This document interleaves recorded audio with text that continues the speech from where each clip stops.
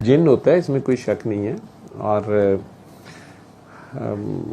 उसका नाम शैतान है, जो सबसे बड़ा जिन है।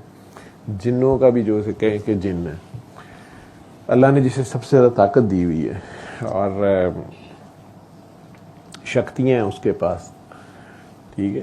तो वो मैक्सिमम ताकत उसकी ये है कि वो मेरे दिमाग की जो सिम है, इसमें वो SMS भेज सकता है, वीडियो भेज सकता है, तस्वीरें भेज सकता है। जिस तरह फ़ोन में आप किसी के भी फ़ोन में कुछ भी भेज सकते हैं, अगर आपके पास उसका नंबर है तो आप भेज सकते हैं। अब उसको डाउनलोड और उस वीडियो को प्ले करना वो जिन नहीं करा सकते, ठीक है। जैसे आपके फ़ोन में या किसी के फ़ोन में कोई दूसरा बंदा कोई गंदी वीडियो भेज देता है या कोई ड्राउनी फिल्म भेज देता है, तस्वीर भेज देता है, आगे से वो बंदा जो है वो प्ले अपनी उंगली से करेगा। वो जिन या वो शैतान जो है वो उंगली उठा के उसको टच नहीं करा सकता।